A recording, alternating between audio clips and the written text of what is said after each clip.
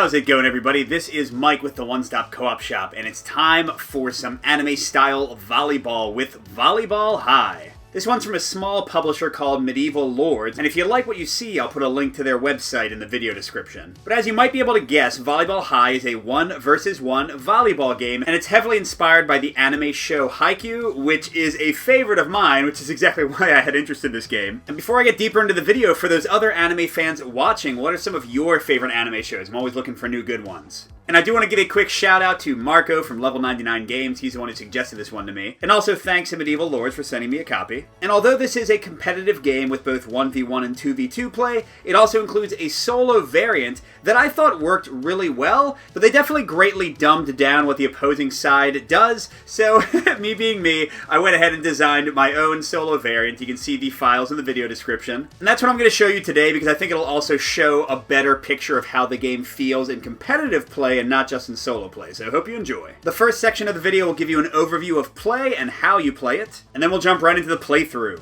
And if you like what you see here on the One Stop Co-op Shop, consider supporting us on Patreon for perks like early access to our videos and helping us select which games we cover. We'd also love to have you join the conversation on our Discord, listen to our weekly podcast, and check out our streaming channel for even more great content. So the key concept of Volleyball High is that one team will have the ball on their side of the court, and while the team has the ball on their side, it's their turn, and they'll play a series of cards from their hand to try to send it back over to the opponent's side, making it the opponent's turn. And if one of the teams does not have the cards to send the ball back over, then the opposing team scores a point, representing the ball hitting the floor. In the basic game, the first team to get to 2 points wins, but you can go to a third point if you want to make the game take longer. But the heart of the game is in the cards that you play, and they each have some similar characteristics. First of all, each has a hit value, which represents how strong of a hit it is if you send it over to the opponent's side with that value. If you're not sending it to the opponent's side, that is meaningless. Similarly, each card has a defense value that is used when the ball has just been hit to your side. You basically have to defend it to represent your team receiving it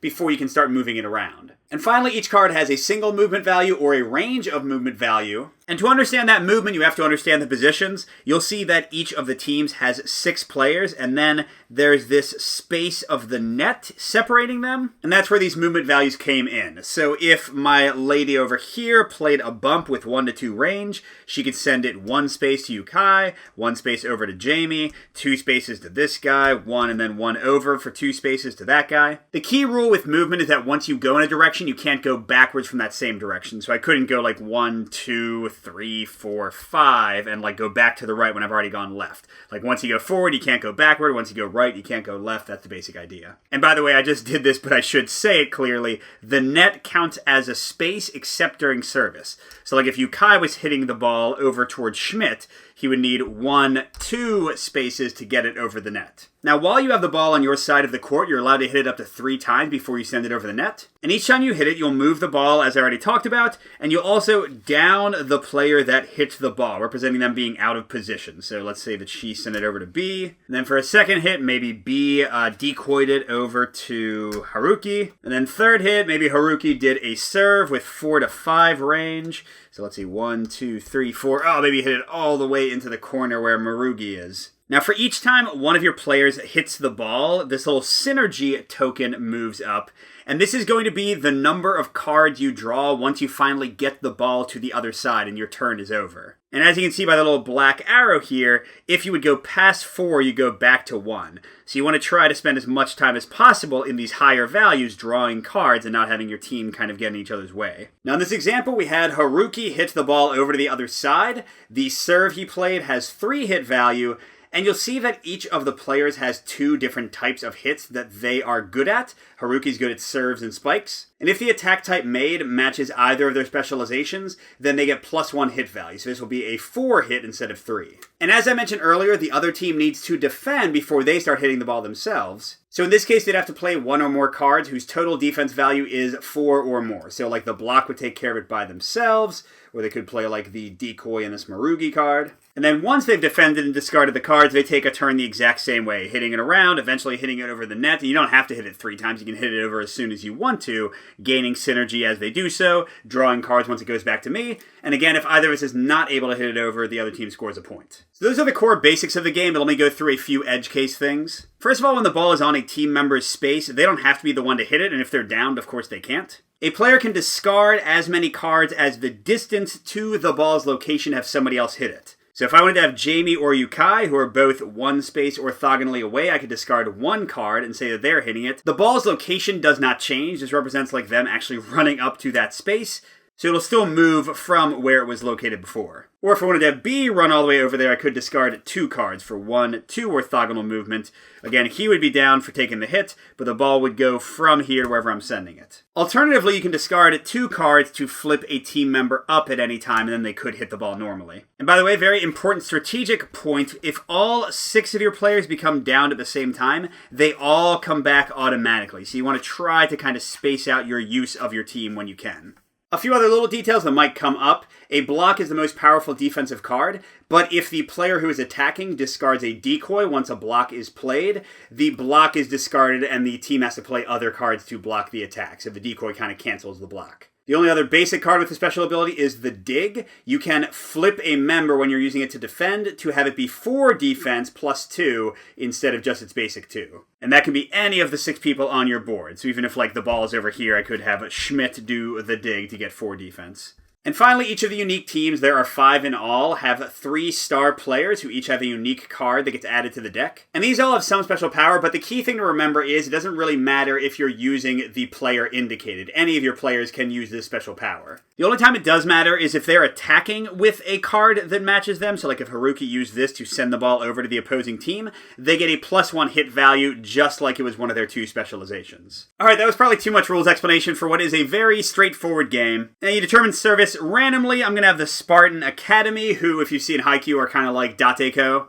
And they're going to be serving to me to start out. And I'm not going to explain every detail of my solo variant. You can read the rules for yourself, and I have a full extended example of play in there to kind of help you out. But I'll mention a few things as we go. Like, for example, each team starts with 8 cards. For the AI, it's just a face-down pile that I'll be flipping cards from as they play. Alright, so a serve is very simple. It does count as a hit for synergy, but you don't count the net as a space, and you need to clear the net. You can't, like, bounce at anybody else. So for the AI, just flip cards until they get... Oh, well, that was easy. So they're doing a 3 to 4 serve with 4 power. And you start from this little service space, so it has to go 1, 2, 3. Now, the AI always prefers to hit to the back when given a choice, so they'll go to this guy back here. And now the AI synergy is 1, but to balance them making dumb decisions, they get 1 more card every time they draw, so they'll draw 2. And with 4 hit, I need to defend 4 before I can start hitting the ball. So let's see, I've got a Haruki special card, I've got, oh my gosh, 2 spikes and 2 serves, a ton of attack, but not much defense. Then I've got 2 bumps and a Dig. The Dig, if I flip one of my members of being down, will be 4 defense instead of 2, so I think I'll do that. And with the ball over here, I want to get somebody who's kind of far away from it. We'll down that guy. Alright, now I've got 5 good attack cards, but honestly I don't need that many, so instead of using like one of these bumps to send the ball forward, I'm just going to use a serve to move it 3 to 4 spaces. So that downs this guy. I gain 1 synergy, and let's see, 1, 2, 3, we'll send it up to Ukai. And he's got specialization for Dig and Spike, so let's have him spike. And we've got a pretty devastating one power-wise here, 5 power, although the range isn't great. So that'll down him, we get another synergy, and we're going 1, we have to cross the net member except on serves. 2, 3, we'll send it to the back. And again, that'll be 6 power coming at the AI. I draw 2 cards for my synergy, and my turn is done. Now the AI is defending against 6. How I do this is I just reveal cards until they've got 6 or more, and then I shuffle any cards they didn't actually need to reach that value back into their deck. And I'm probably in trouble because this is the best defending team. Oh yeah, we started out with a special card, Marugi. It's going to be a 3 defense, and because it's defending, I have to flip one of my members down. Oh my gosh, we got another one! So they got the 6 and 2 cards, and I have to discard a card and also flip a member down. Yikes. And so let's see, the member I'll flip down. I kind of want to cover both my bases. Let's do it like that. And let's see, for the card, ooh, I got a decoy and an Ukai, so better defense. I don't think I need all these attacks. So let's get rid of the serve and keep the spike.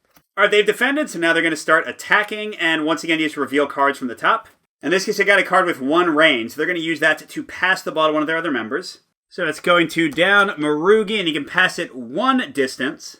And for the AI, they like to keep the rows balanced first, so he's going to pass it to Schmidt. That's one more synergy. And we'll flip again, a bump. And the way I did it for AI attacks is they don't want to hit it over the net unless they can get over the net, of course, and unless the hit power will be 3 or greater. In this case, that bump has 3 power, and Schmidt is good at bumps. Good luck for them, so they have 4. So he's going to send it over the net. Their synergy goes to 3. Let's see, 1, 2... And most important for the AI is to put it on a space with a down member. So even though they could go to the back here, she's not down. They'd rather have it here or here. In this case, these are basically identical, so I'll get to pick. I think I'd rather have it there. The AI has 3 synergy now, so they'll draw 4 cards to their pile. All right, I'm defending a 4 with the bonus. So I'm going to use these 2 bumps to cover it.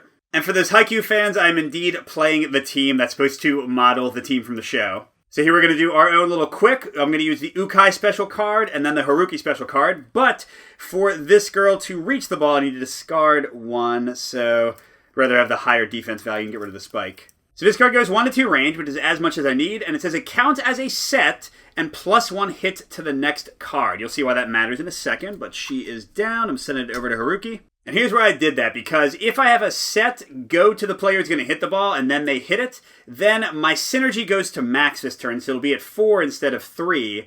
And remember, that gave me a +1 hit bonus, which is 4, and then this is Haruki hitting, so he matches the cards. That's 5 power, and I go straight to 4 synergy. Not bad. And let's see, 3 to 4 range. 1, 2, 3, 4. I guess I'd rather get it to where they're down.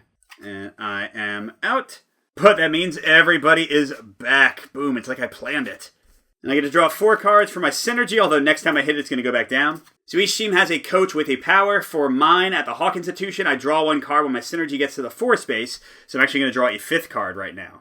Alright, AI, 5 hit coming at you. What you got? Okay, so they got 1, 2, 4, but they always use digs and down somebody. Now, they aren't going to down the guy who's closest to the ball since he'll be hitting it. So I get to pick out of these other 3 because the rows and columns are tied. We'll just down that guy. So here with the +2 bonus, they now have 6 defense, which normally means they would return one of these spikes to their pile because they didn't need it.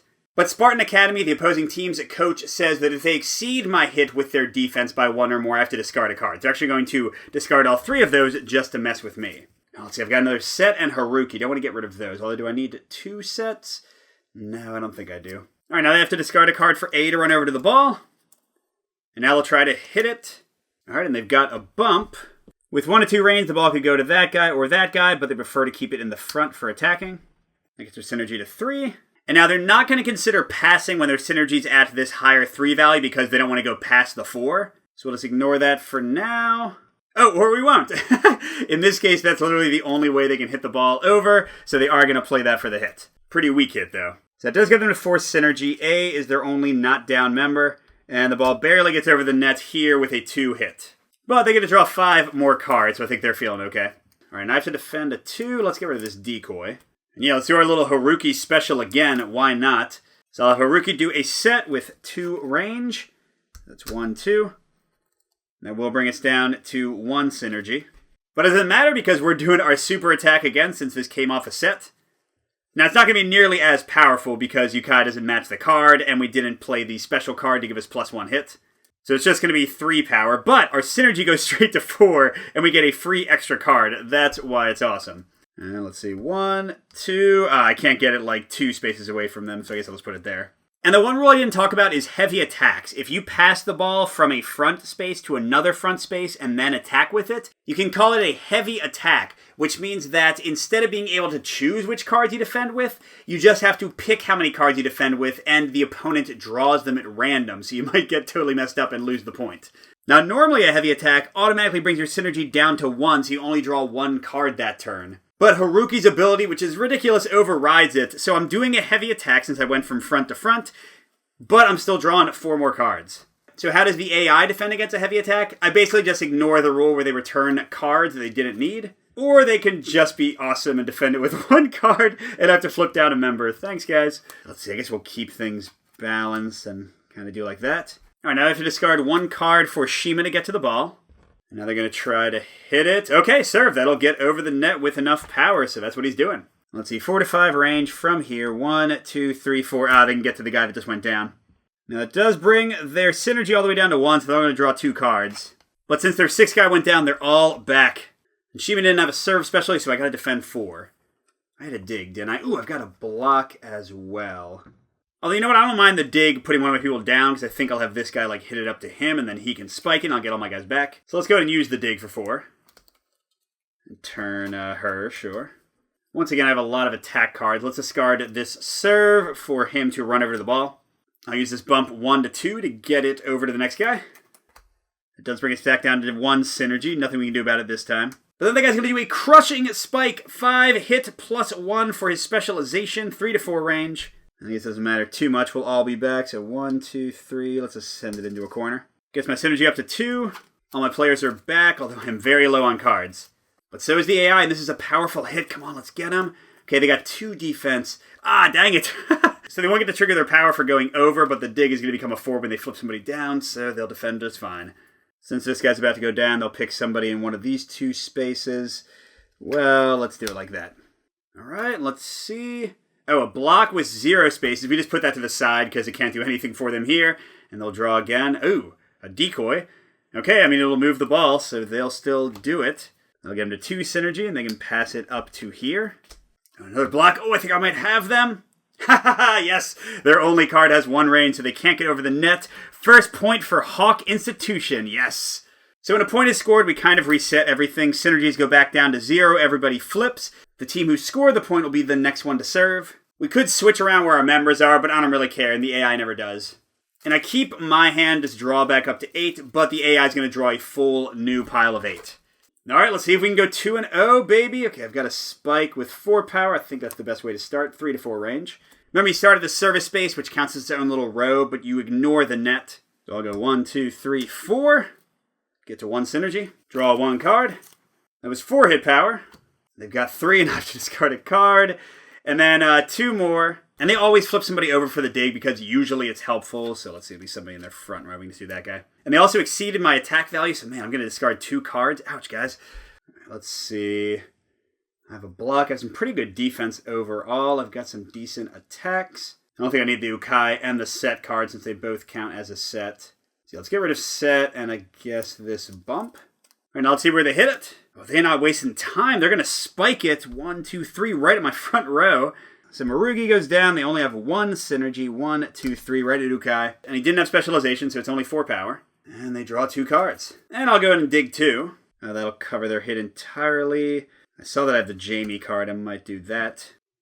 Jamie card is my 3rd special card for this team. If I do a back pass to another player in the back, I can do a heavy attack, automatically heavy, with pretty good power, and it has really great range. It's a cool one. But, you know, I think I'm just going to crush him with the heavy attack, because my synergy is pretty low anyway, so why not? So let's use Ukai to pass 1 to 2 spaces and plus 1 hit. And he'll send it right to this guy to have somebody on the left still. That's 2 synergy.